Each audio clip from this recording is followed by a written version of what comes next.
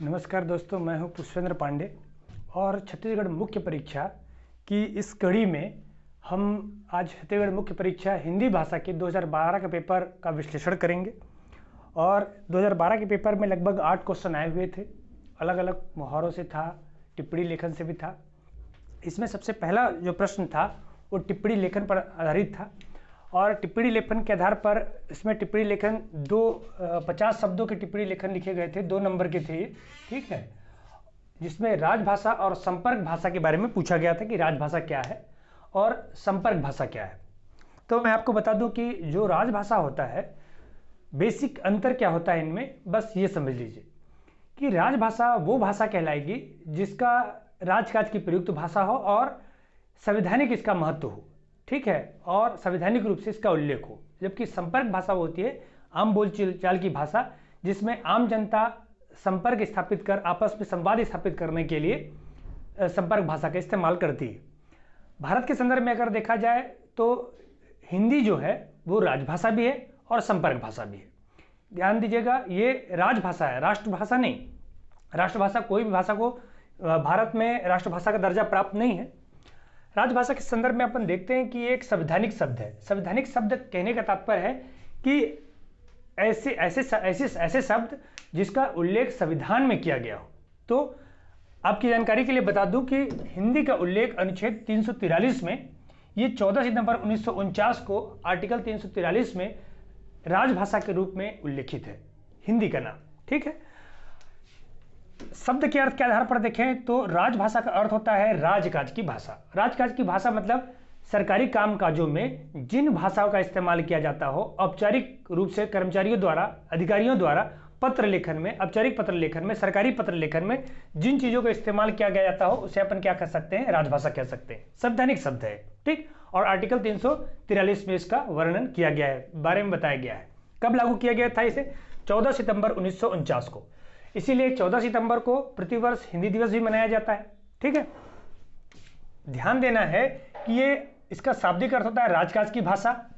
शासकीय कार्य में चूंकि प्रयुक्त होता है, राजकीय कार्यों में प्रयुक्त होता है, इसलिए भाषा कहते हैं। इसकी विशेषता होती है इसका एक निश्चित मानक स्वरूप होगा। जैसे हिंदी का एक निश्चित मानक स्वरूप है, तो जिसमें औपचारिक शब्दावली का इस्तेमाल किया जाता है, तो निश्चित मानक स्वरूप होगा इसका।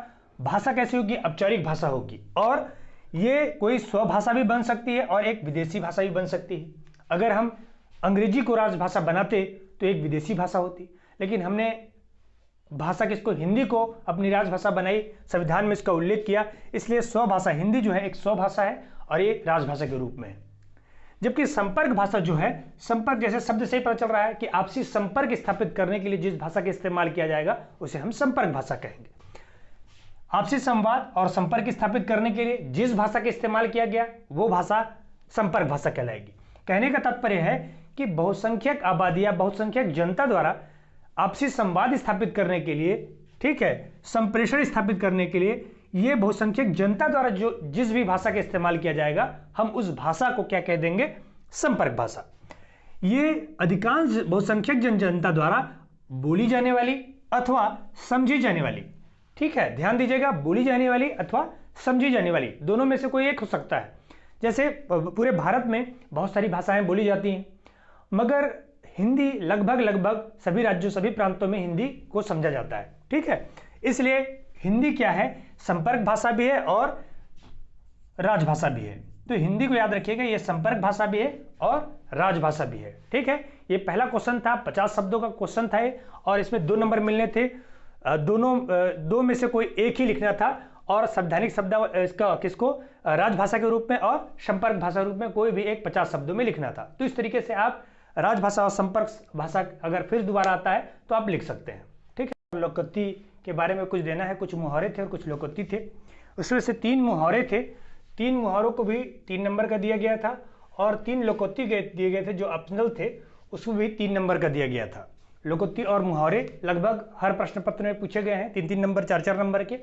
तो पहला जो मुहावरा था वो था अंगारों पर पैर रखना। अंगारों पर पैर रखना क्या कहने का मतलब क्या होता है कि अंगारे हैं और उस पर जानबूझकर पैर रखना, ठीक है। तो कोई भी क्या करना, हानिकारक कार्य करना, वो भी कब? जानबूझकर। ठीक है, कोई भी हानिकारक कार्य करना जानबूझकर, किसी को युद्ध की चुनौती दे देना, कोई ऐसा काम कर लेना जिसमें स्वयं को हानि होने वाली है और उस काम को करने की चुनौती ले लेना या उस काम को करने की घोषणा कर देना। कैसा होता है? अंगारों पर पैर रखना। अपना सा मुंह लेकर रह जाना, दूसरा नंबर था अपना सा लेकर मुंह लेकर रह जाना, मतलब हो जाता है ठगी से रह जाना या मुंह बन जाना उसका, किसी चीज में हार हो जाए, कोई पराजय हो जाए तो अपना सा मुंह लेकर रह जाना, तो पराजित हो जाना। ठीक है, इसका सही अर्थ क्या होगा कि पर अपना सा मुंह लेकर रो जाना, मतलब लज्जित हो जाना, पराजित हो जाना। लज्जित हो जाना भी माना जा सकता है। ठीक है, तो अंगारों पर पैर रखना, जानबूझकर हानिकारक कार्य करना, अपना सा मुंह लेकर रह जाना मतलब पराजित हो जाना या लज्जित हो जाना, और चींटी के पर निकलना। चींटी के पर निकलने से क्या मतलब है कि हम जानते हैं कि जब चींटी के पर निकल जाते हैं, पर मतलब पंख निकल जाते हैं, तो चींटी की मृत्यु हो जाती है। ठीक है, तो कैसे करना कि विनाश के समीप होना, उसके लिए क्या शब्द यूज किया जाता है, क्या मुहावरा यूज किया जाता है? चींटी के पर निकलना। ये मुहावरे भी 3 नंबर के थे, 3 क्वेश्चन पूछे गए थे, इनका अर्थ पूछा गया था। अंगारों पर पैर निकालना, हानिकारक कार्य करना या जानबूझकर करना, अपना सा मुंह लेकर हो जाना, लज्जित हो जाना या पराजित हो जाना, या तीसरा था चींटी के पर निकलना मतलब विनाश के समीप होना। विनाश के समीप होना यानी मृत्यु के समीप होना, समाप्त होने के समीप होना। ठीक है, और इसके ग नंबर में 3 क्वेश्चन दिए गए थे लोकोक्ति के संदर्भ में। लोकोक्ति यहां पर मैंने लिख दिया है। पहला लोकोक्ति लिखा हुआ है, जिसे आप देख भी सकते हैं कि विक्की ने साल भर तक मौज मस्ती की। विक्की ने क्या की? साल भर तक मौज मस्ती करता रहा। ठीक है, मगर परीक्षा के लिए तैयार किए गए 4 सवालों में विक्की ने साल भर तक क्या की? मौज मस्ती की, मगर परीक्षा के लिए तैयार किए गए 4 सवालों के प्रश्न पत्र में आ गए और वह अच्छे अंक से पास हो गया। विक्की साल भर क्या करता रहा? मौज मस्ती करता रहा। उसने 4 ही सवाल पढ़े और 4 सवाल कहाँ आ गए? किस्मत से उसके प्रश्न पत्र में आ गया और पास हो गया। संभवतः वह इंजीनियरिंग का स्टूडेंट रहा हो। ठीक है, इंजीनियरिंग वाले ऐसे ही करते हैं। तो विक्की कैसा करता रहा? साल भर मौज मस्ती करता रहा और 4 क्वेश्चन उसने पढ़े और हो गया। तो इसके लिए सही शब्द क्या है? 4 ऑप्शन दिए हुए थे। पहला ऑप्शन था 9 दिन चढ़े 2.5 कोस। ठीक है, 9 दिन चढ़े 2.5 कोस मतलब बहुत धीमी गति से काम करना, ये सही आंसर नहीं है। 4 दिन की चांदनी फिर अंधेरी रात। 4 दिन की चांदनी फिर अंधेरी रात का मतलब होता है कि 4 दिन तक मौज मस्ती करते रहे, आनंददायक जीवन जीते रहे, इसके बाद फिर क्या हो गया? तकलीफदायक जीवन बिताने लगे। तो ये 4 दिन की चांदनी फिर अंधेरी रात, ये भी नहीं होगा। ठीक है, ये भी नहीं होगा, ये भी नहीं होगा। अंधे के हाथ बटेर लगना। और चौथा ऑप्शन था बहती गंगा में हाथ धोना। बहती गंगा में हाथ धोने का मतलब होता है कि लाभ उठा लेना, स्वाभाविक रूप से लाभ उठा लेना। ठीक है, तो इसका सही आंसर क्या हो गया? अंधे के हाथ बटेर लगना। अंधे के हाथ बटेर लगने का मतलब होता है कि जो अंधा होता है वो तो शिकार कर नहीं सकता है, उसके हाथ में अचानक बटेर लग जाए, किस्मत ने साथ दिया और उसके हाथ में क्या लग जाए? कोई शिकार लग जाए, कोई वस्तु की प्राप्ति हो जाए। तो विक्की के साथ भी वही हुआ कि विक्की साल भर तक मौज मस्ती करता रहा, मगर 4 सवाल उसने पढ़े और 4 सवालों क्या मिल गया? उसके वही प्रश्न पत्र में आ गए, तो उससे क्या मिल गया? उसको लाभ हो गया, फायदा हो गया। तो इसके लिए सही क्या है? अंधे के हाथ बटेर लगना।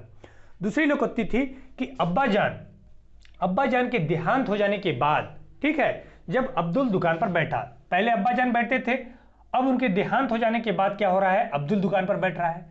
तब उसे सामान लाना, कीमतों को याद रखना और ग्राहकों को निपटाना भारी पड़ गया।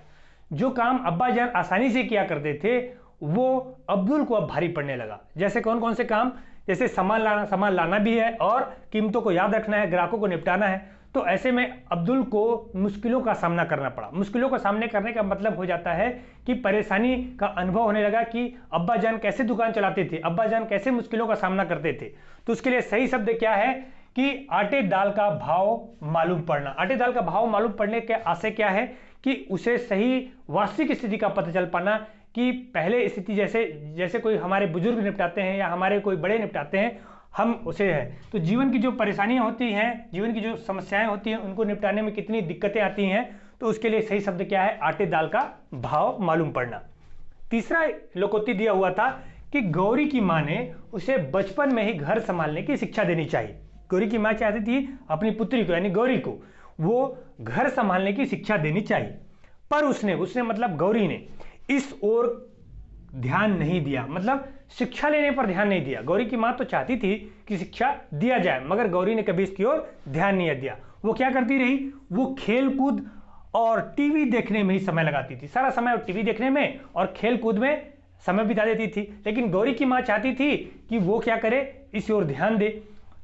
कोई व्यक्ति उसे समझा रहा है कि आप ऐसा करो, आप ऐसा नहीं करो, लेकिन वो व्यक्ति उसकी ओर ध्यान नहीं दे रहा है। तो इसके लिए सही शब्द क्या है कि कान पर जू न रेंगना। कान पर जू न रेंगना का मतलब होता है कि हमें पता ही ना चले कि हमारे साथ क्या हो रहा है। हमारे शरीर में कान में जू चल रहा है, लेकिन हमें पता ना हो, बेफिक्र हो, निश्चिंत हो, तब उसके लिए क्या लगा जाता है, कान में जू लगना। इसमें 4 ऑप्शन दिए थे। कमान तीर से निकल जाना, जब कोई ऐसा होता था कि पछताना होता है और एक बार वापस नहीं आ सकता किया हुआ काम वापस, तब कमान तीर से निकल जाता है, ऐसा कहा जाता है। दुधारू गाय की लात भली, ऐसा माना जाता है जहां लाभ हो रहा हो वहां पर दुधारू गाय की लात भली होती है, अच्छी होती है, इसलिए ये भी ऑप्शन नहीं होगा। अब तो पछताए होत क्या जब चिड़िया चुग गई खेत। इसमें कंफ्यूजन हो सकता है कि अब पछताए हो जब चिड़िया चुग गई खेत, लेकिन अगर किसी गौरी को अगर पछताना पड़ता तब इसके लिए ये लोकोक्ति उपयुक्त होता। जब गौरी पछताती कि काश माँ की बताई हुई बातों को मैंने मान लिया होता, तब ये लोकोक्ति इसके लिए सही होती। लेकिन यहाँ पर गौरी को कोई पछतावा नहीं है। गौरी बस इतना बताया गया है कि गौरी ने ध्यान नहीं दिया, इसकी चिंता नहीं की, माँ की शिक्षा प्राप्ति पर ध्यान नहीं दिया। तो इसके लिए सही शब्द क्या हो गया, कान पर जू ले लेना। इस तरीके से 3 लोकोक्ति और 3 जो है वो अपने मुहावरे 3-3 नंबर के आए हुए थे, लगभग हर प्रश्न पत्र में पूछे जा रहे हैं।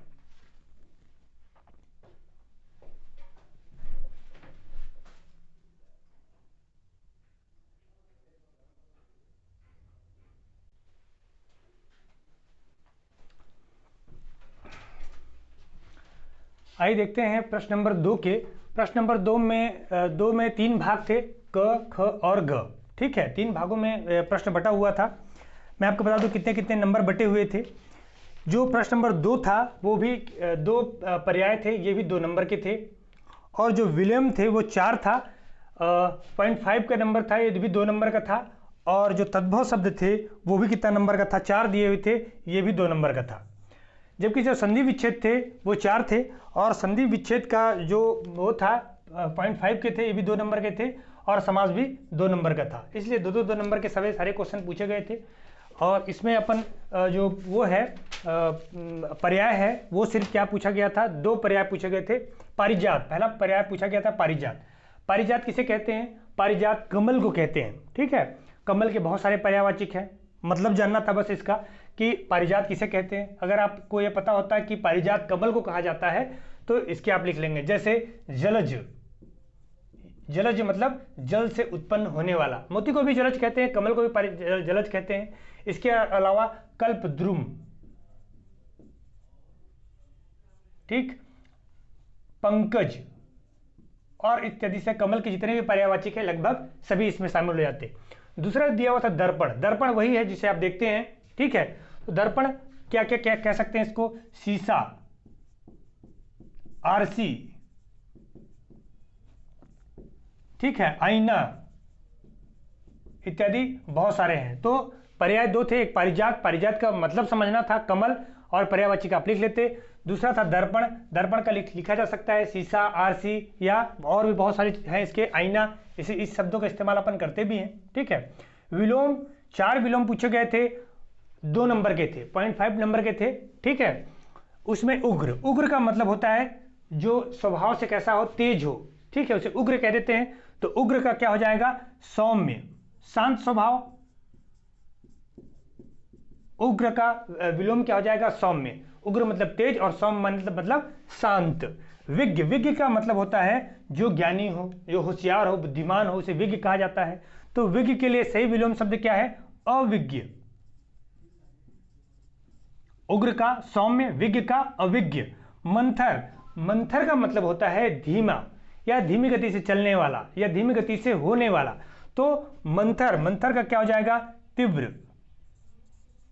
या तेज। ठीक है, मंथर का क्या हो जाएगा, तीव्र या तेज। दूसरा ऐच्छिक, अगला जो दिया हुआ था ऐच्छिक, ऐच्छिक मतलब इच्छा से किया जाने वाला। ऐच्छिक का मतलब क्या होता है, इच्छा से किया जाने वाला। तो इसका विरुद्धार्थी क्या होगा, विलोम क्या हो जाएगा इसका, अनैच्छिक। ठीक, विलोम 4 थे, उग्र का सौम हो जाएगा, विज्ञ का अविज्ञ, मंथर का तीव्र या तेज, ऐच्छिक का अनैच्छिक हो जाएगा। ठीक है, इसी तरीके से 4 तद्भव शब्द दिए गए थे, 2 नंबर के थे 4 तद्भव शब्द। अक्षर, अक्षर जिसका क्षर न हो सके उसे अक्षर कहा जाता है। तत्सम शब्द, तत्सम शब्द दिए गए थे और तद्भव शब्द उसके बताने थे। जब कभी तद्भव दिया जाता है तो उसका तत्सम लिखने को आता है, और जब कभी तद्भव दिया होता है तो उसके तत्सम शब्द लिए जाते हैं। तत्सम शब्द उन शब्दों को कहा जाता है जिसका जो सीधे कहां से आए हैं, संस्कृत से आए हैं। संस्कृत से आए हुए शब्दों को अपन क्या कह सकते हैं, तत्सम शब्द कह सकते हैं। ठीक है, और जो आम बोलचाल, जो संस्कृत की भाषा से जिनमें विकृति आ गई है और आम बोलचाल की भाषा में जिसका इस्तेमाल करते हैं उसे तत्भव शब्द कहा जाता है। ठीक है, ये तत्सम यानी संस्कृत के समान या प्राचीन संस्कृत के समान है। अक्षर, ठीक है, तो ये अक्षर जो शब्द है वो तत्सम शब्द है। इस तत्सम शब्द का हमें क्या लिखना था, तद्भव शब्द बताना है। तद्भव शब्द क्या है, तो अक्षर का क्या हो जाएगा, अक्षर। ठीक, क्या बदल रहा है इसमें, आधा च और छ ही बदल रहा है, तो अक्षर का क्या हो जाएगा, अक्षर। घोटक, घोटक किसे कहते हैं, घोड़े को कहते हैं। घोटक किसको कहते हैं, घोड़े को। अश्व उसका संस्कृत शब्द है, घोटक भी कहा जाता है इसको तत्सम शब्दों में, तो इसका क्या हो जाएगा, घोटक, घोड़ा। घोटक का क्या हो जाएगा, घोड़ा। ठीक है, अमूल्य, अमूल्य, अमूल्य का मतलब ये नहीं होता जिसका मूल्य न हो, बल्कि अमूल्य का मतलब होता है जिसका मूल्य आंका ना जा सके, जो बहुत ज्यादा हो, इसका मूल्य आकलित नहीं किया जा सकता है, उसे अमूल्य कह देते हैं। तो अमूल्य का क्या हो जाएगा तद्भव शब्द, अमोल। ठीक है, या अपन क्या सकते हैं, अनमोल भी बोल देते हैं। ठीक है, इसका लेकिन वास्तविक शब्द क्या है, अमोल। अमूल्य का क्या हो जाएगा, अमोल हो जाएगा। गोधूम, गोधूम को ध्यान रखना है, अर्थ के चक्कर में नहीं जाना है। गोधूम किसे कहा जाता है, गेहूं को कहा जाता है गोधूम। गेहूं को क्या कहा जाता है, जिसकी रोटी खाते हैं वो क्या है, गोधूम। इसे तत्सम शब्द है, जबकि गेहूं क्या है, उसका तद्भव शब्द है। ठीक है, अक्षर का अक्षर, घोटक का घोड़ा, अमूल्य का अमोल या अनमोल, गोधूम को गेहूं के रूप में जाना जाता है। इसी तरीके से 4 संधि विच्छेद पूछे गए थे। संधि विच्छेद में पहला जो संधि था वो क्या था, जगदीश। इसका विच्छेद करना था, क्या विच्छेद होगा इसका, जगत धन ईश। कौन सा संधि है ये संधि है कौन सा, व्यंजन संधि है। ये हलंत लगा हुआ है। व्यंजन संधि की पहचान है कि एक तरफ स्वर हो और एक तरफ क्या हो, व्यंजन हो, या किसी भी तरफ स्वर हो सकता है, किसी तरफ व्यंजन हो सकता है, लेकिन स्वर और व्यंजन के मेल से बनता है व्यंजन संधि। कभी चर्चा करेंगे इस पर। ठीक है, तो जगदीश कौन सा है, जगत धन ईश। जगदीश से क्या किससे बनता है, व्यंजन संधि का। मनोरथ, मनोरथ जो है उसका विच्छेद क्या हो जाएगा, मनः धन रथ। ठीक, ये कौन सा संधि है, विसर्ग संधि है। जब कभी स्वर या व्यंजन के पहले विसर्ग होता है और इसके बाद स्वर और व्यंजन आते हैं तो उसे क्या मानते हैं अपन, विसर्ग संधि मान लिया जाता है। ठीक, दिगंबर, तीसरा क्या था, दिगंबर। दिगंबर, दिक हो जिसका अंबर, क्या हो जाएगा इसका, दिक धन अंबर। ठीक, ये भी कौन सा संधि हो जाएगा, व्यंजन संधि।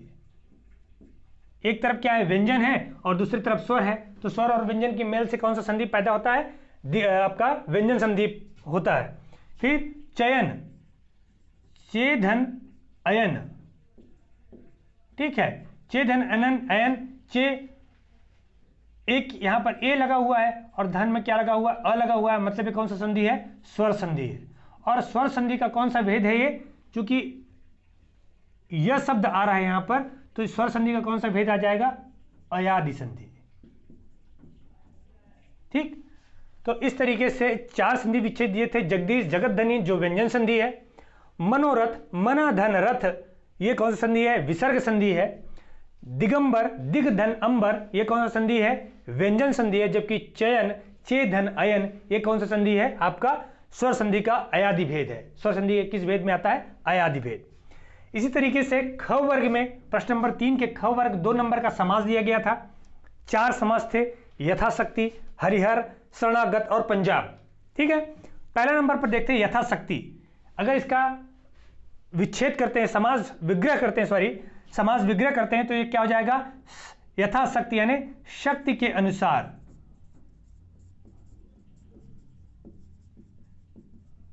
ठीक, कौन सा संधि है? शक्ति के अनुसार कौन सा संधि हो जाएगा? अव्ययीभाव समास। अव्ययीभाव समास की पहचाने हैं कि इसमें पहला पद क्या हो? अव्यय हो। यथा एक अव्यय है और दूसरा शब्द क्या हो? कोई संज्ञा हो, कोई भी विशेषण भी हो सकता है। तो इसका विच्छेद करने के शक्ति के अनुसार, यथाशक्ति, यथा भक्ति, ठीक है, इस तरह के जो शब्द आते हैं वो अव्ययभावी समास होते हैं, क्योंकि इसमें पहला पद क्या होता है? अव्यय होता है, ठीक है, और दूसरा पद प्रधान होता है। तो इसका पहला क्या हो गया? अव्ययभावी समास है कौन? यथाशक्ति। दूसरा शब्द दिया था हरिहर। हरिहर ध्यान से देखना होगा, हरिहर है, हरि का मतलब होता है विष्णु और हर का मतलब होता है शिव, ठीक है। तो यहां किसके बारे में बात कर रहा है? हो विष्णु और शिव के बारे में बात कर रहा है, ठीक है। तो इस तरीके से हरिहर कौन सा समास हो जाएगा? क्योंकि योजक चिन्ह के द्वारा इसको प्रदर्शित नहीं किया गया है, लेकिन जब हम इसका विच्छेद करेंगे तो विष्णु या शिव और भी लगा सकते हैं, या लगा सकते हैं, ठीक है। तो ये कौन सा समास हो जाएगा? द्वंद्व समास। ये कौन सा समास है? द्वंद्व समास है। हरिहर द्वंद्व समास है। यथाशक्ति, चूंकि इसमें अव्यय था पहला पद और दूसरा पद क्या था? प्रधान था, तो इसलिए इसका अव्ययभावी समास हो गया। दूसरा जो हुआ हरिहर, दो है, हरि यानी विष्णु और हर मतलब शिव, तो ये कौन सा समास हो गया? द्वंद्व समास हो गया। शरणागत, शरणागत का जब विच्छेद करते हैं तो विच्छेद आता है शरण में आया हुआ। शरणागत कहते हैं जो भी व्यक्ति शरण में जाता है उसे शरणागत कहते हैं, वो व्यक्ति फला व्यक्ति शरणागत हो गया। तो शरणागत ये कौन सा समास है? तत्पुरुष समास। शरण में आया हुआ, तो में जो शब्द है वो कारक चिन्हों का प्रयोग किया गया है, और जब कारक चिन्ह किसी विच्छेद में कारक चिन्ह आते हैं तो उसे क्या मान लिया जाता है? तत्पुरुष समास मान लिया जाता है। तो ये कौन सा समास है? तत्पुरुष समास। शरण में आया हुआ, तो में को ध्यान रखना है कि शरण में आया हुआ शरणागत कहलाएगा और ये तत्पुरुष समास कहलाएगा। चौथा जो दिया हुआ था पंच आब, पांच आबों का समूह। पांच आबों का समूह मतलब पांच नदियों का समूह से क्या कह देते हैं अपन? पंजाब। पंजाब कौन सा समास होगा? द्विगु समास। द्विगु समास की पहचान है संख्यावाचक हो। संख्यावाचक होने का तात्पर्य मतलब हो कि वो इसमें किसका विशेषण हो? संख्या एक विशेषण के रूप में प्रयुक्त होता हो। तो पांच आबों का समूह, पांच आबों यानी पांच नदियों का समूह, जहां पर पांच नदियां बहती हो, पांच संगम हो रहा हो या मिल रही हो, या पांच नदियों का बहाव क्षेत्र हो, उस क्षेत्र को अपन क्या कह देते हैं? पंजाब, जो एक राज्य भी है हमारा, ठीक है। तो पंजाब कौन सा समास हो जाएगा? द्विगु समास हो जाएगा। इस तरीके से आप देखेंगे कि पर्याय भी 2 नंबर के पूछे गए थे, विलोम भी दो नंबर के पूछे गए थे, संधि विच्छेद भी 2 नंबर के, और समास भी।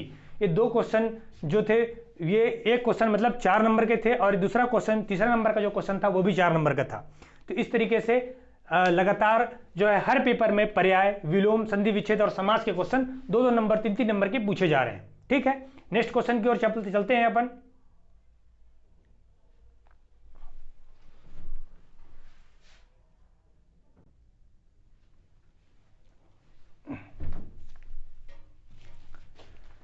आइए देखते हैं नेक्स्ट क्वेश्चन में। जो क्वेश्चन नंबर 3 था, 3 के ग वाले में बताया गया था प्रत्ययों के बारे में लिखा गया था, ठीक है। प्रत्यय उस शब्दों को कहते हैं जो किसी शब्द के बाद में आकर और उसके प्रभाव को बदल देते हो। शब्द हर किसी भी शब्द के क्या होते हैं? इसे बाद में रखते हैं, ठीक है। तो पूछा गया था, 3 प्रत्यय दिए गए थे, आहट, आई, ईयल और आग। आहट, आहट से क्या क्या शब्द बनते हैं? जैसे घबराहट,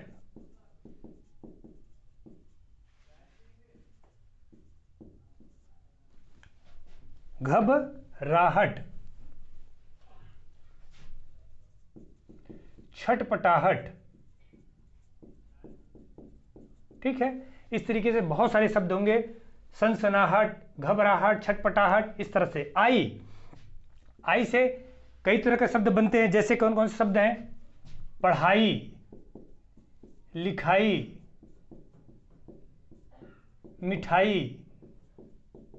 इस शब्द में क्या जुड़े हुए हैं? आई प्रत्यय जुड़े हुए हैं। ईयल, ईयल प्रत्यय से बहुत सारे शब्द बन सकते हैं, जैसे मरियल,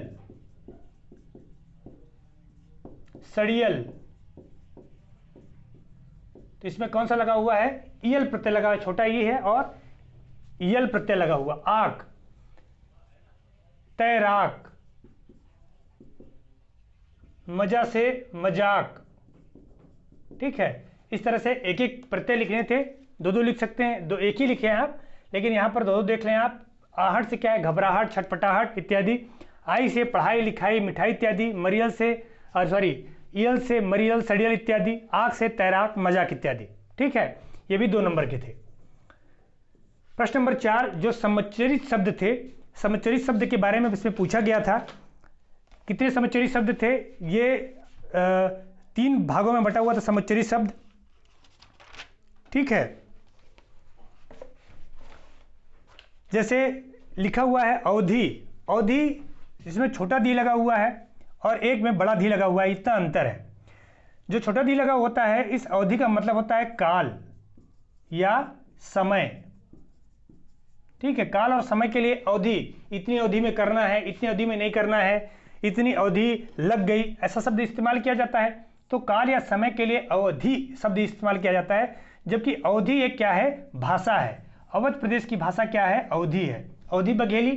ठीक है, तो उस तरीके से अवधि जो भाषा है वो एक भाषा है, जबकि अवधि क्या है, काल या समय के लिए इस अवधि शब्द का इस्तेमाल किया जाता है। दूसरा शब्द है भीति।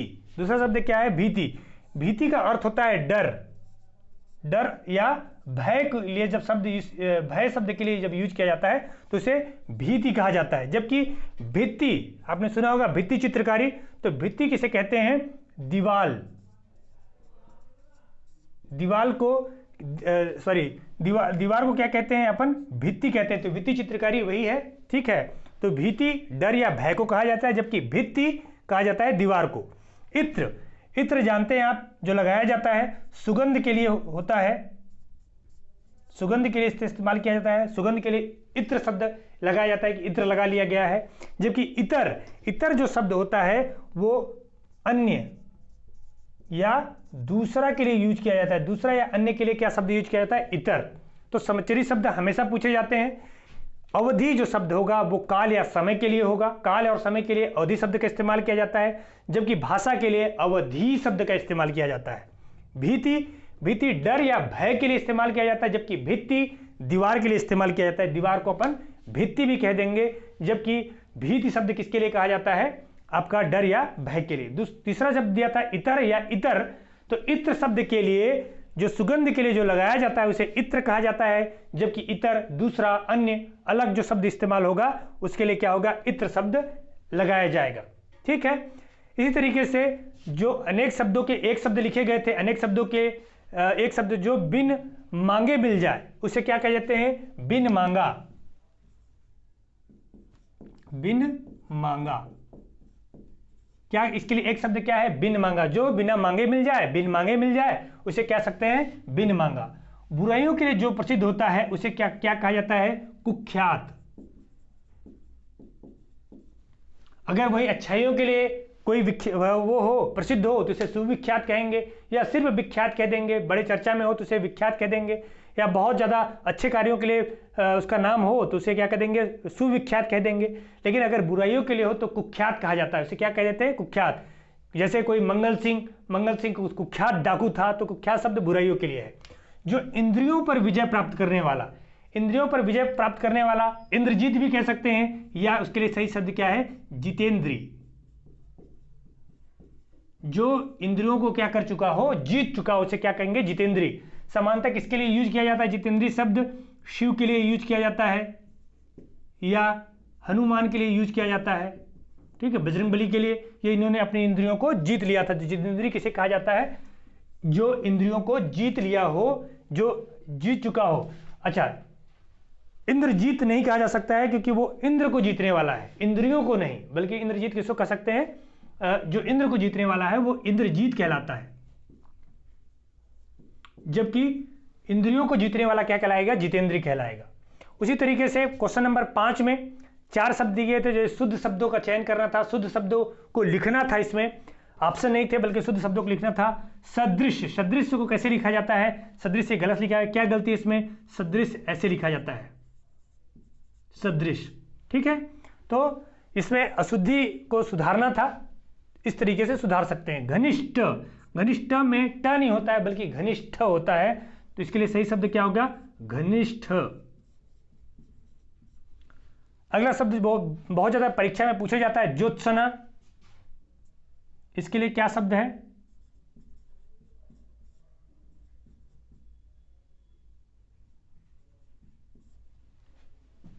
गलत है ना। इसके लिए सही शब्द क्या है? ज्योत्सना, सॉरी ये भी आधा स होगा,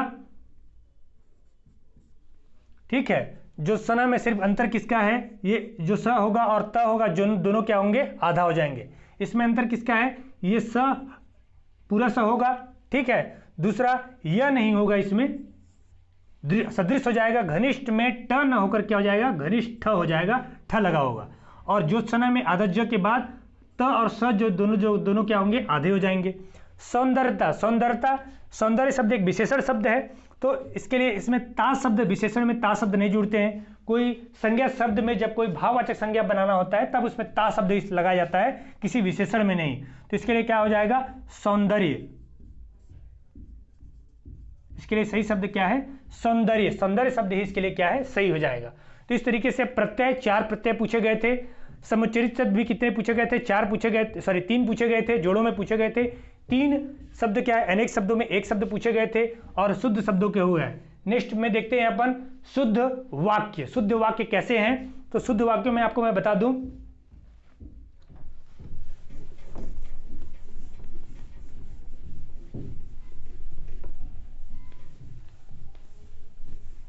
इसमें वाक्य दिए हुए थे। पहला वाक्य जो था आतंकवादियों के भय से लोग डरे हैं। पहला वाक्य क्या दिया हुआ था? आतंकवादियों के भय से लोग डरे हुए हैं, ठीक है। इसमें क्या शुद्धि थी? आतंकवादियों के भय से लोग डरे हुए हैं। तो जो भय शब्द है वो ही क्या है? गलत है। भय शब्द यहाँ पर दुरुक्ति है, इसमें वाक्य की दुरुक्ति इस्तेमाल किया गया है। इसके लिए सही शब्द क्या हो गया? कि आतंकवादियों से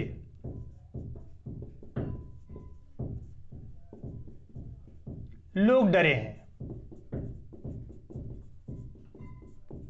ठीक। भय से आतंकवादियों में आतंक उसमें खुद जुड़ा हुआ है, आतंक शब्द जुड़ा हुआ है, जो भय का परिचायक है। भय आतंक से वैसे ही शब्द जुड़ा हुआ है इसमें, तो भय लिखने की आवश्यकता नहीं है। आतंकवादियों से लोग डरे हुए हैं, ठीक है। आतंकवादियों से लोग डरे हुए हैं, भय शब्द का इस्तेमाल इसमें करना सही नहीं होगा। दूसरा शब्द था इस वस्तु का मूल्य नापा नहीं जा सकता। दूसरा क्या था? इस वस्तु का मूल्य नापा नहीं जा सकता। ध्यान रखिएगा, वस्तु का मूल्य, मूल्य कभी मापा नहीं जाता है। मूल्य क्या किया जाता है? आंका जाता है। मूल्य को क्या किया जाता है? आंका जाता है, उसका आकलन किया जाता है। तो मूल्य मापा नहीं जा सकता, बल्कि क्या होगा इसका? मूल्य आंका नहीं जा सकता। इसके लिए क्या शब्द होगा? मूल्य आंका नहीं जा सकता। जो तीसरा वाक्य दिया हुआ था, नाव दुर्घटना में 50 लोगों की मरने की संभावना है। तीसरा वाक्य क्या था? नाव दुर्घटना में 50 लोगों के मरने की संभावना है, ठीक। तो यहां पर ये शब्द क्या है? नाव दुर्घटना में 50 लोगों की मरने की संभावना है। संभावना शब्द इसके लिए क्या हो जाएगा? गलत हो जाएगा, क्योंकि हम जब संभावना शब्द इस्तेमाल करते हैं तो ऐसा लगता है पॉजिटिव शब्द है, जबकि मरना क्या है? एक नेगेटिव शब्द है। किसी की मृत्यु हो जाना, कोई दुर्घटना हो जाना एक नेगेटिव शब्द है, इसलिए यहां कहा जाता है आशंका है, ठीक। क्या इसके लिए सही शब्द क्या होगा? कि नाव दुर्घटना में 50 लोगों की मरने की आशंका है, न कि क्या होगा? संभावना है। संभावना एक गलत वर्ड हो जाएगा, सही शब्द नहीं होगा। यहां पर क्या लिखा जाएगा? इसका सही शब्द नाव दुर्घटना में 50 लोगों की मरने की आशंका है। चौथा, यहीं पर वाक्य शुद्धि में लिखा हुआ था, एक सज्जन व्यक्ति ने मुझ पर बड़ा उपकार किया। चौथा क्या था? एक सज्जन व्यक्ति ने मुझ पर बड़ा उपकार किया। तो ध्यान दीजिएगा कि अगर सज्जन है, एक सज्जन है, तो कोई जानवर तो हो नहीं सकता। सज्जन कोई जानवर नहीं हो सकता, वो क्या होगा? व्यक्ति ही होगा, ठीक है। तो यह व्यक्ति का प्रयोग क्या है? जबरदस्ती इसका प्रयोग किया गया है, तो एक सज्जन जो होगा वो व्यक्ति ही होगा, इसलिए व्यक्ति का प्रयोग करना अनुचित होगा यहाँ पर। तो क्या लिख सकते हैं, इस व्यक्ति को हटा देंगे और सीधे सीधे लिखेंगे एक सज्जन ने मुझ पर बड़ा उपकार किया है। सिर्फ सज्जन ने मुझ पर उपकार किया, व्यक्ति को वहां पर हटा देंगे। तो ये 4 वाक्य शुद्धि के शब्द थे। आतंकवादियों के भय से भय को हटा देंगे तो क्या हो जाएगा, आतंकवादियों से लोग डरे हुए हैं, आतंकवादियों से ही लोग डरते हैं। ठीक, इस वस्तु का मूल्य नापा नहीं जा सकता, गलत शब्द है, क्या हो जाएगा, आंका नहीं जा सकता। इस वस्तु का मूल्य आंका नहीं जा सकता। और तीसरा था नाव दुर्घटना में 50 लोगों की मरने की संभावना है। संभावना शब्द वहां पर सही नहीं है, क्या होगा यहां पर, नाव दुर्घटना में 50 लोगों की मरने की आशंका है। और चौथा होगा एक सज्जन व्यक्ति ने मुझ पर उपकार किया, तो सज्जन व्यक्ति को हटा देंगे और लिखेंगे क्या, एक सज्जन ने मुझ पर बड़ा उपकार किया। ठीक है, तो ये हो गए। बढ़ते हैं नेक्स्ट क्वेश्चन की ओर।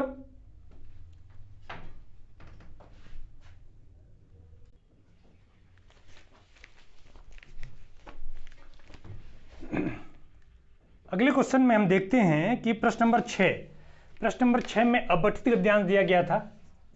ठीक है,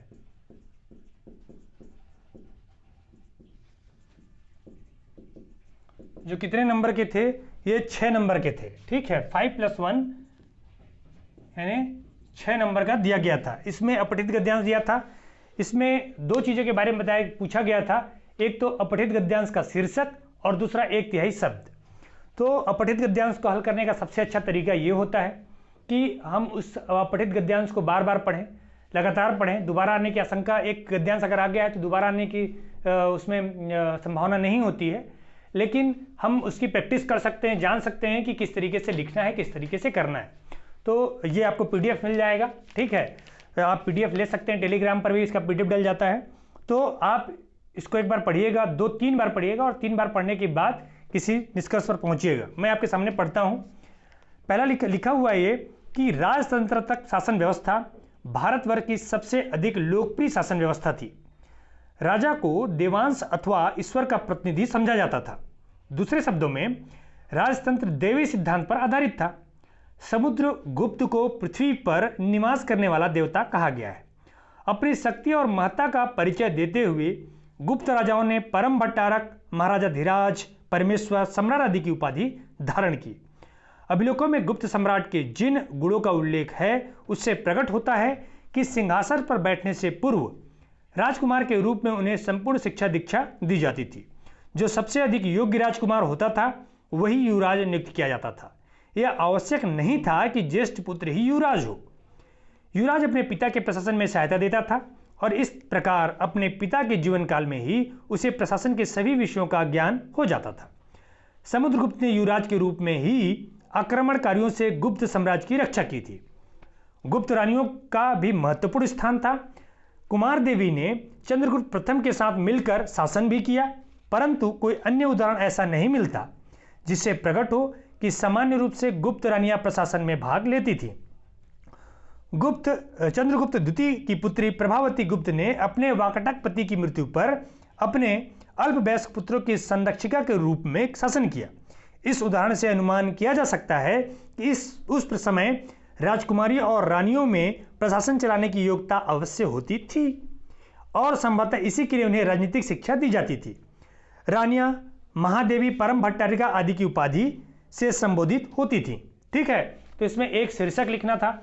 शीर्षक आप अपने हिसाब से कुछ भी लिख सकते हैं। आप लिख सकते हैं प्राचीन भारत में राजतंत्रात्मक शासन, वो भी एक शीर्षक हो सकता है। ठीक है, क्या शीर्षक हो सकता है इसका? प्राचीन भारत में राजतंत्रात्मक शासन, एक शीर्षक ये हो सकता है। दूसरा शीर्षक लिख सकते हैं आप गुप्त शासन व राजतंत्रात्मक नीति।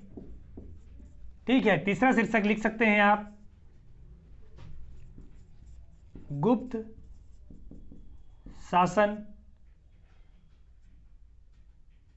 एक देव शासन के रूप में, जैसा भी आपको उचित लगे, जो भी सही लगे, क्योंकि इस पैसेज में, इस गद्यांश में ज़्यादातर जिक्र इस बात पर किया गया है कि गुप्त को शासन कैसे चलाते थे, कैसे प्रशिक्षण दिया करते थे। रानियों को भी प्रशिक्षण दिया जाता था, युवराजों को भी प्रशिक्षण दिया जाता था, युवराजों का और राजाओं की क्या क्या उपाधि रही है, इन तीनों के बारे में चर्चा की गई है, उनके प्रशिक्षण के बारे में बताया गया है। तो राजतंत्रात्मक शासन, दैव उपाधि इत्यादि के बारे में चर्चा की गई है। ठीक है, तो इस तरीके से आप इसका 1/3 भी लिखना है आपको, तो 1/3 के रूप में आप किन किन चीज़ों को डाल सकते हैं। जैसे जो भारतवर्ष में राजतंत्रात्मक शासन व्यवस्था थी, लोकप्रिय शासन व्यवस्था थी, इनके बारे में बता सकते हैं आप। दूसरा लिख सकते हैं आप दूसरी लाइन में कि इनकी शक्ति अपनी महत्ता का परिचय देते थे और बड़े बड़े उपाधि धारण किया करते थे, इनके बारे में बता सकते हैं। तीसरा पॉइंट आप बता सकते हैं इनके प्रशिक्षण के बारे में कि इनका प्रशिक्षण युवराज के रूप में प्रशिक्षण मिल जाता था और युवराज के रूप में काम करना भी शुरू करते थे। संभवतः जो राजकुमारियां थी उनको भी प्रशिक्षण दिया जाता था। प्रभावती वगैरह का सबूत मिला हुआ है कि उन्होंने अपने शासक के रूप में राजनीतिक शिक्षा उनको दी जाती थी। ठीक है, तो इस तरीके से इनके बारे में 3-4 लाइन आप बता सकते हैं। ठीक है, 7वां प्रश्न लिखा गया है औपचारिक पत्रों के बारे में कि औपचारिक पत्र और अनौपचारिक पत्र क्या होते हैं, उनमें अंतर बताया गया है कि कैसा अंतर होना चाहिए। ठीक है, क्या लिखा गया, औपचारिक पत्र और अनौपचारिक पत्र में अंतर स्पष्ट करना है और अपनी यानी स्वयं की आवासीय समिति की आम सभा की बैठक बुलाने के लिए सचिव के लिए पत्र लिखा जाए। तो आपको क्या करना है, औपचारिक पत्र और अनौपचारिक पत्र में अंतर स्पष्ट करना है और अंतर स्पष्ट करते हुए आपको एक पत्र लिखना है। किस रूप से पत्र लिखना है, इस रूप में पत्र लिखना है कि आप स्वयं क्या हैं, आवासीय समिति के सदस्य हैं और आपका जो सचिव है, किसी सोसाइटी में आप रहते हैं और आपका जो सचिव है एक बैठक आयोजित करना चाहता है या करने वाला है, या वार्षिक बैठक भी हो सकती है, उस बैठक में सारे सदस्यों को आमंत्रित कर रहा है। तो वो किस तरह का पत्र होगा, तो हम जानते हैं किस तरह का ये पत्र जो है कैसा पत्र होगा, एक औपचारिक पत्र ही होगा। उसका फॉर्मेट भी अपन देख लेते हैं, किस तरीके का फॉर्मेट लिखना है, क्या बनाना है उस पर। ठीक, ये औपचारिक पत्र होगा। ध्यान रखिएगा, सरकारी पत्र नहीं होगा, एक औपचारिक पत्र होगा, लेकिन फॉर्मेट सरकारी पत्र जैसा होगा। ठीक, तो सबसे पहले अपन देख लेते हैं कि औपचारिक और अनौपचारिक पत्र में अंतर। तो जो औपचारिक पत्र होते हैं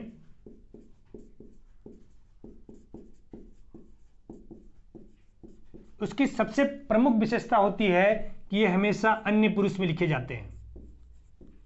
अन्य पुरुष में मतलब थर्ड फॉर्म में लिखे जाते हैं, किसी तीसरे को संबोधित करते हुए लिखे जाते हैं। ठीक है, ये अन्य पुरुष में लिखे जाते हैं औपचारिक पत्र में। दूसरा, ये हमें ध्यान रखना है औपचारिक पत्रों में विषय और संबोधन, जो विषय होगा और जो संबोधन होगा, ठीक है, वो दोनों कैसे होंगे, औपचारिक ही होंगे। ठीक है, औपचारिकता का करते हुए कि श्रीमान सेवा में, इस तरह के शब्दों के इस्तेमाल करते हुए क्या करते हैं अपन, विषय और संबोधन करते हैं, अन्य पुरुष में लिखा जाता है। ठीक, सामान्यतः औपचारिक पत्र जो होते हैं वो सरकारी पत्र होते हैं। ठीक है, जबकि अनौपचारिक जो पत्र होते हैं वो क्या होते हैं, इनका संबोधन जो ये प्रथम पुरुष में लिखे जाते हैं। ठीक है, प्रथम पुरुष माने डायरेक्ट टू डायरेक्ट किसी व्यक्ति को संबोधित करते हुए जब लिखा जाता है तो इसे क्या कह जाते हैं अपन, अनौपचारिक पत्र कह देते हैं, जिनमें औपचारिकता नहीं होती, निकटता होती है, प्रेम संबंध उनके बीच होते हैं, ये सब प्रथम पुरुष में लिखे जाते हैं। और इनके जो विषय और संबोधित होंगे वो भी क्या होंगे, अनौपचारिक होंगे। ठीक, ये 2 अंतर आप लिख सकते हैं, 2 अंतर आप बता दें काफी होगा। जनरली ये निजी पत्र, जो निजी पत्र लिखे जाते हैं, किसी भाई बहनों को लिखे जाते हैं या माता पिता को पत्र लिखे जाते हैं, निजी पत्र जो है इसी श्रेणी में आते हैं। तो आप 3 अंतर भी लिख देंगे, काफी होगा। लिख सकते हैं कि औपचारिक पत्र अन्य पुरुष में लिखे जाते हैं, जबकि अनौपचारिक पत्र प्रथम पुरुष में।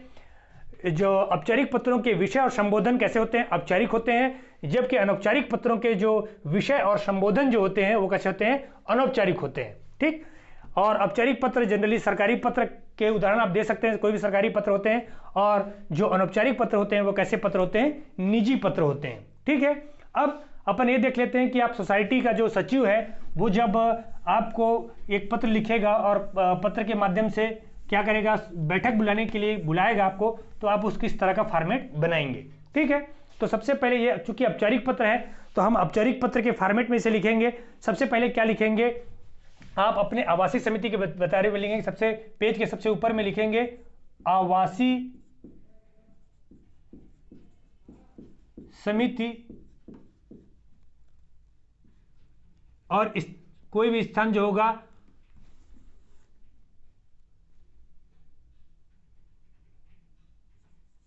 भवन लिख सकते हैं आप, भवन डैश डैश डैश करके कोई स्थान का नाम लिख दीजिए जो आवासीय समिति होगी। जिस आवासीय समिति का नाम होगा, आवासीय समिति का आप क्या कर सकते हैं, यहाँ पर नाम भी डाल सकते हैं कि जो भी आवासीय समिति है उसका नाम, और उस किस स्थान पर है। मान लीजिए कोई स्थान पर आपका महानदी भवन, इंद्रावती भवन, ये सरकारी भवनों के नाम है, लेकिन इस तरह के किसी भी नाम को जो भी जिस सोसाइटी में है उस नाम पर आप लिख सकते हैं।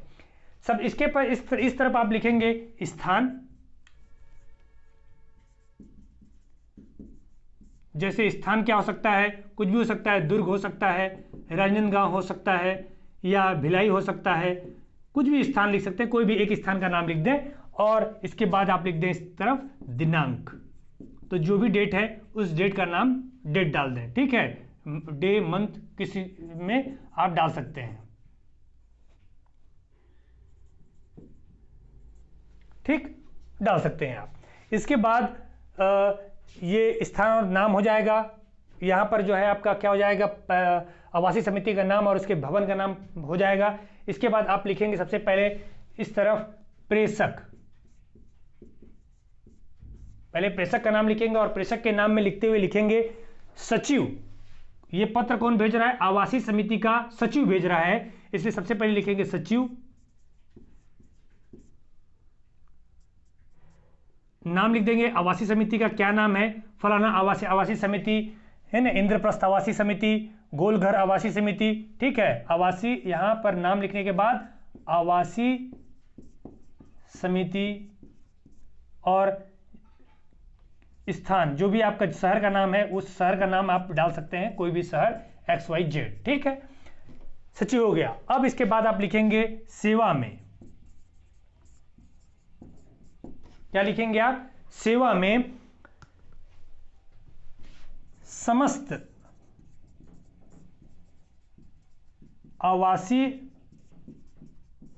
समिति सदस्य, किसके हैं, समस्त आवासीय समिति सदस्य, जिन सदस्यों को आपको बुलाया गया है, आप भी एक सदस्य हैं उनमें से, ठीक है, तो सेवा में समस्त आवासीय समिति सदस्य, और नीचे लिखेंगे विषय।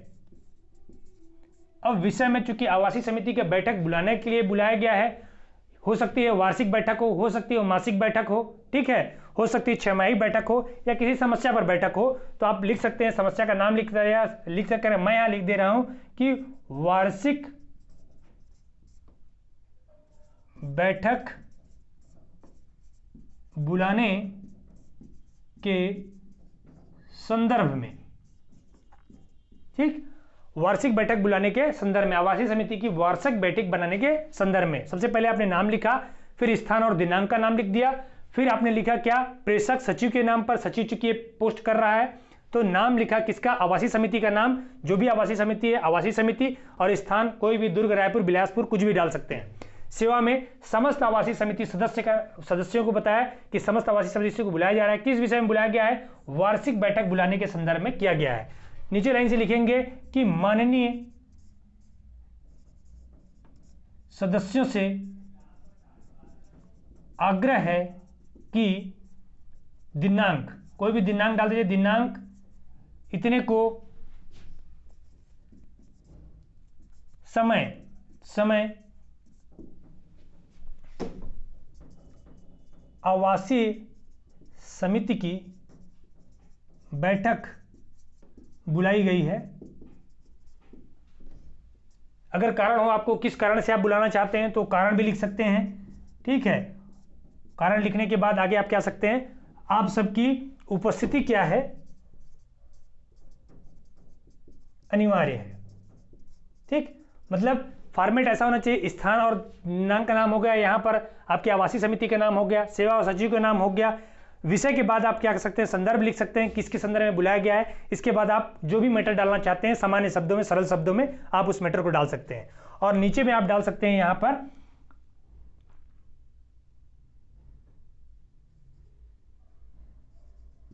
प्रेषक सचिव दस्तखत कर देगा सचिव यहाँ, और यहाँ पर क्या हो जाएगा, अपनी सील लगा देगा, सील या मोहर जो भी है ये लगा देगा।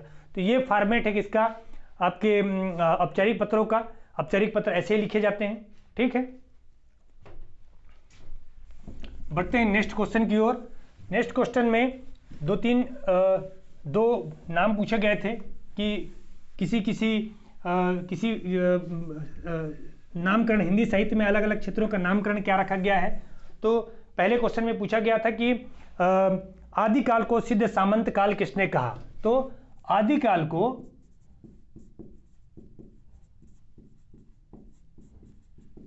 सिद्ध सामंत काल कहा था, किसने कहा था, राहुल सांस्कृतायन ने।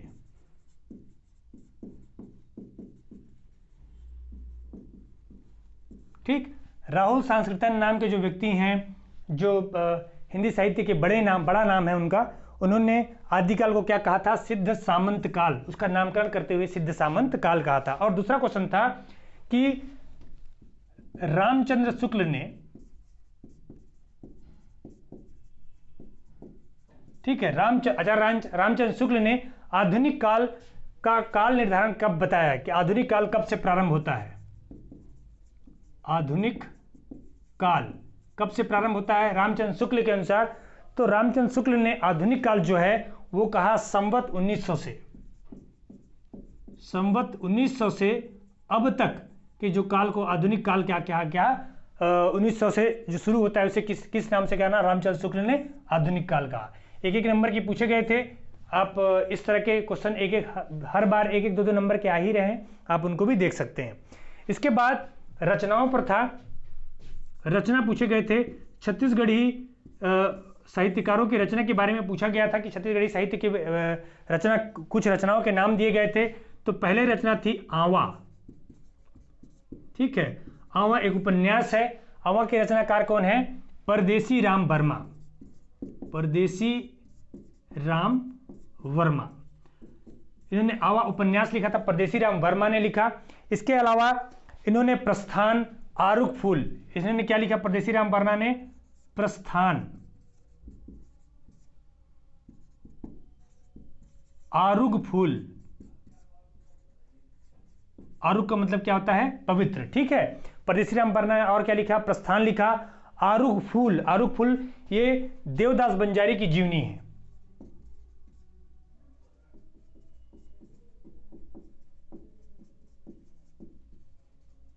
ठीक, इस तरह से लिखा आवा। दूसरी रचना थी इसकी, इनकी दूसरी रचना का नाम दिया था धान के कटोरा। धान के कटोरा, धान के कटोरा जो रचना है वो रचना किसकी है, विनय कुमार पाठक की। विनय कुमार पाठक की दो रचनाएं। आवा परदेसी राम वर्मा ने लिखा, इसके अलावा प्रस्थान और आरुख फूल इत्यादि भी लिखा। धान के कटोरा विनय कुमार पाठक ने लिखा। धान के कटोरा के अलावा भोजली भी इन्होंने लिखा है, भोजली एक पत्रिका है, भोजली पत्रिका हुआ। तीसरा कुल के मर्जाद, कुल के मर्जाद, कुल के मर्जाद किसने लिखा, केयूर भूषण ने। कुल के मर्जाद ये किसने लिखा है, केयूर भूषण ने, ठीक। कुल के मर्जाद किसने लिखा, केयूर भूषण ने लिखा। इसके अलावा उन्होंने क्या किया, लहर भी लिखा है, कहाँ बिलागे मोर धान के कटोरा इत्यादि जो है रचनाएं उन्हीं की हैं। इसके अलावा चौथा जो पूछा गया था वो पूछा गया था रहस, ठीक है।